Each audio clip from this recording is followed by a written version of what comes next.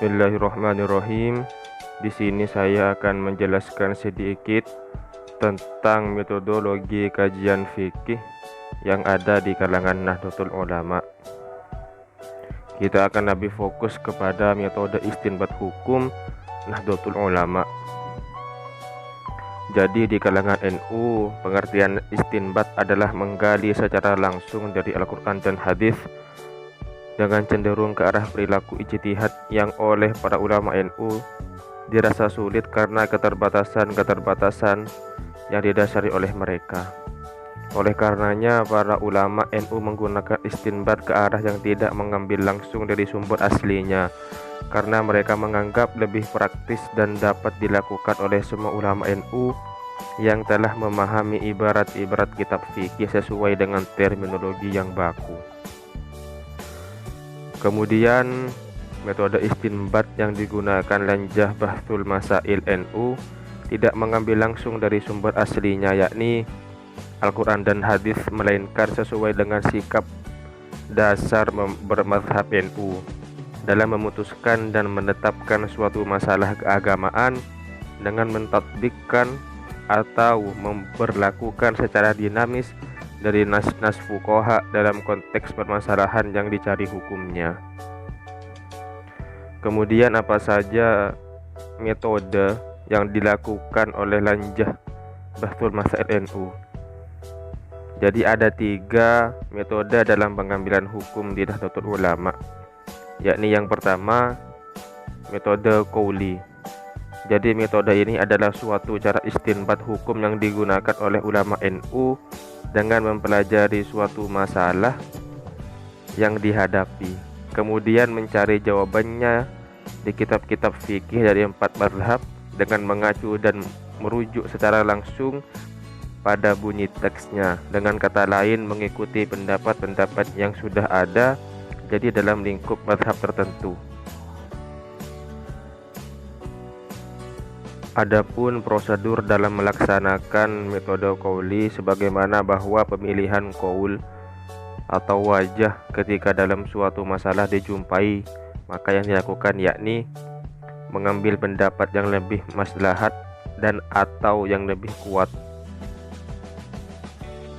Yang kedua, sedapat mungkin dengan melaksanakan ketentuan pada muktamar. Bila ada perbedaan pendapat, diselesaikan dengan berurutan pada pengambilan qaul atau wajah dengan kitab-kitab yang mu'tabarah diakui.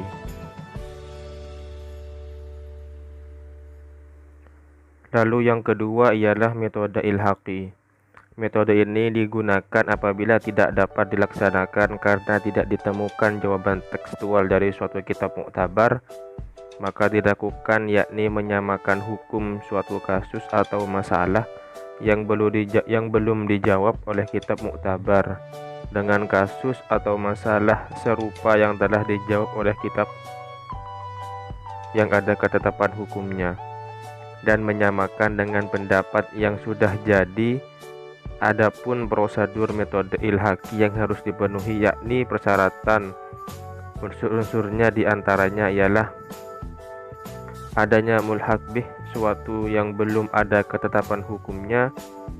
Yang kedua, mulhaq alih, sesuatu yang sudah ada kepastian hukumnya. Dan wajah al-ilhaq, faktor keserupaan antara mulhaq bih dan mulhaq alih oleh para mulhik atau pelaku ilhaq yang ahli. Dalam prakteknya, metode ilhaqi dapat dikatakan serupa dengan qiyas baik dalam prosedur dan persyaratannya. Oleh karenanya, ulama NU menyebutkan metode qiyasi versi NU. Akan tetapi dari keduanya, antara metode ilhaqi dan qiyas memiliki perbedaan, yakni ilhaq menyamakan hukum sesuatu yang belum ada ketetapannya dengan sesuatu yang sudah ada kepastian hukumnya berdasarkan teks suatu kitab yang muktabar. Sedangkan qiyas menyamakan hukum sesuatu yang belum ada ketetapannya dengan sesuatu yang sudah ada kepastian hukumnya berdasarkan nas Al-Quran dan Sunnah. Lalu metode yang ketiga ialah metode manhaji. Metode manhaji ialah suatu cara menyelesaikan keagamaan yang ditempuh oleh lajnah bahsul masail dengan jalan-jalan pikiran dan kaidah penetapan hukum yang telah disusun imam mazhab. Dengan kata lain, metode manhaji bisa dikatakan dengan berijtihad yang dilakukan oleh ulama-ulama NU secara kolektif, sebagaimana metode qauli dan ilhaqi. Sebenarnya metode manhaji sudah diterapkan oleh para ulama terdahulu, walaupun tidak ada istilah manhaji dan tidak pula diresmikan melalui sebuah keputusan. Dengan demikian, secara ringkas dapat disimpulkan bahwa metode yang digunakan lajnah bahsul masail lebih dominan terhadap teks-teks pendapat imam madhab dari kitab-kitab yang muktabarah, dengan paduan metode qauli yang sering digunakan sebagai konteks ijtihad dengan pemahaman metode bayani. Metode bayani adalah suatu cara istinbat atau penggalian dan penetapan hukum yang bertumbuhan pada kaidah-kaidah lughawiyah, kebahasaan atau makna lafadz. Setidaknya dengan metode qauli yang digunakan lajnah bahsul masail merupakan metode yang paling dominan dipakai dalam menjawab segala kebutuhan masyarakat dengan tentang zaman yang semakin berkembang pesat. Selain itu, kami juga mendapatkan dari sumber yang lain yang mengatakan bahwa keputusan ulama NU ke-1 bagian Masail Diniyah di Surabaya pada tahun 1926 menetapkan pendapat yang boleh atau dapat dipergunakan berfatwa dengan urutan. Pertama, pendapat yang terdapat kata sepakat antara Imam Nawawi dan Ar-Rifai. Yang kedua, pendapat yang dipilih adalah oleh Imam Nawawi. Yang ketiga, pendapat yang dipilih oleh Imam Ar-Rifai. Yang keempat, pendapat yang disokong oleh mayoritas ulama. Yang kelima, pendapat ulama terpandai. Yang keenam, pendapat ulama yang paling warok. Bismillahirrahmanirrahim. Di sini saya akan melanjutkan penjelasan dari sebelumnya mengenai metode istinbat atau yang ada dalam lembaga-lembaga di Indonesia. Di sini ada metode istinbat Muhammadiyah. Bagaimana? Jadi metode istinbat Muhammadiyah ini tidak bisa terlepas dari peran majelis tarjih atau biasa disebut dengan MTA. Jadi majelis tarjih ini lembaga yang berfungsi sebagai pabrik hukum. Secara harfiah, pada mulanya tarjih ini bermakna membandingkan pendapat satu dengan yang lain untuk memilih pendapat yang paling kuat. Dengan kata lain, tarjih adalah menguatkan salah satu dari dua pendapat atau lebih dengan argumen tertentu. Akan tetapi pada perkembangannya, MT ini tidak lagi sekedar menguatkan, tidak hanya sekedar menguatkan pendapat-pendapat yang telah ada, namun juga turut berijtihad dalam menyelesaikan persoalan-persoalan baru yang ditemukan. Peran seperti ini diawali pada tahun 1960-an, yaitu terkait persoalan perburuhan, pembatasan kelahiran, dan hak milik. Jadi, adapun tuntutan istinbat yang dicanangkan MT itu pertama melalui Al-Quran dan Sunnah, dengan mengabaikan pendapat-pendapat para imam fikih pasca masa sahabat Rasulullah. Jadi jika tidak ditemukan jawabannya secara langsung dalam Al-Quran dan Sunnah, majelis tarjih ini menggunakan ijtihad dengan istinbat dari nas atau teks yang ada melalui persamaan illat atau alasan hukum.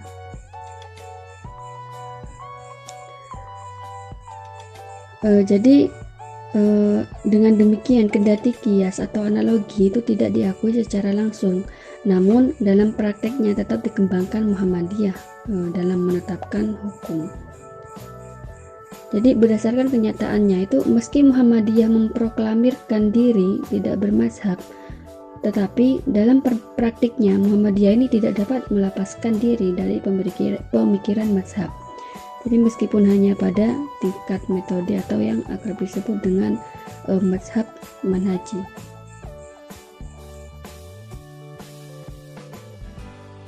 Selanjutnya saya akan membahas sedikit tentang metode istinbat hukum Majelis Ulama Indonesia. Hasil sidang pleno MUI pada tanggal 18 Januari 1986 menetapkan dasar-dasar berfatwa di lingkungan MUI, yaitu setiap keputusan fatwa harus mempunyai dasar atas kitabullah dan sunnah Rasul yang muktabarah serta tidak bertentangan dengan kemaslahatan umat. Lalu jika terdapat dalam kitabullah dan sunnah Rasul, keputusan fatwa hendaklah tidak bertentangan dengan ijma', qiyas, muktabar, serta dalil-dalil hukum yang lain seperti istihsan, maslahah mursalah, dan syar'iyah. Sebelum pengambilan keputusan fatwa hendaklah ditinjau pendapat-pendapat para ahli hukum maupun yang berhubungan dengan dalil yang dipergunakan oleh pihak yang berbeda pendapat. Lalu pandangan tenaga ahli dalam bidang masalah yang akan diambil keputusan fatwanya.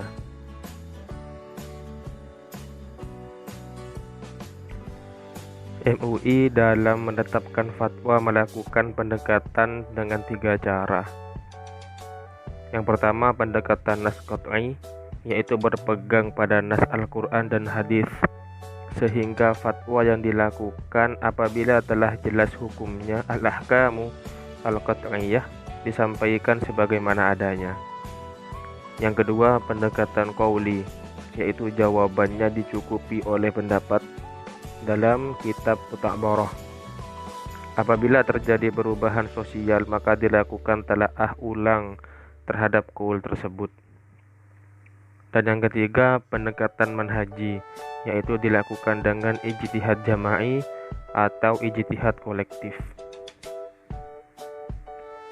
Kemudian Komisi Fatwa MUI melakukan ijtihad jika terjadi khilafiyah di kalangan mazhab dengan cara yang pertama, al-jam'u wa taufiq, yaitu penggunaan metode al-jam'u wa taufiq, mengalihkan makna dari setiap dalil kepada makna yang lain sehingga tidak terdapat perlawanan lagi. Cara menjamak dan mentaufik 2 buah dalil yang nampak berlawanan dengan cara 1, mentakwil satu nas sehingga tidak berlawanan dengan nas lain, dan salah satu nas dijadikan takhsis terhadap nas yang lain. Kemudian menggunakan ilhaqi atau ilhaq, yaitu pendapat hukum yang ada di kalangan mazhab dengan cara menyamakan sesuatu masalah yang terjadi dengan kasus yang ada padanannya dalam kitab muktabarah.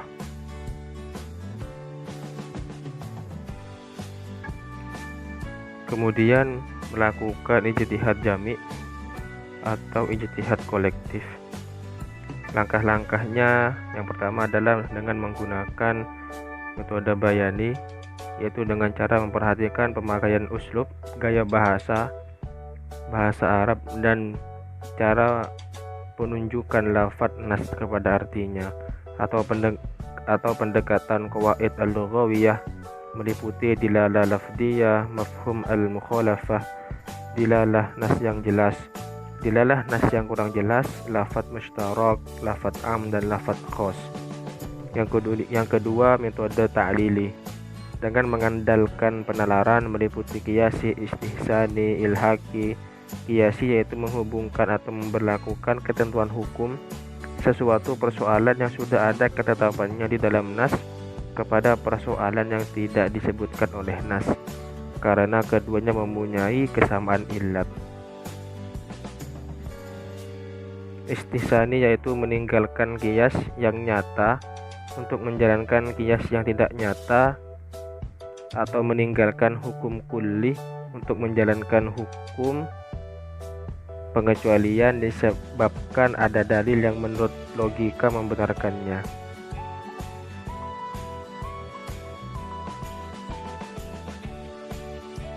Kemudian menggunakan istislahi adalah metode yang digunakan untuk mencari dan menemukan maslahah mursalah, asas manfaat dan mudarat. Sedangkan maslahah mursalah berarti kemaslahatan yang tidak disyariatkan oleh syar'i hukum untuk ditetapkan.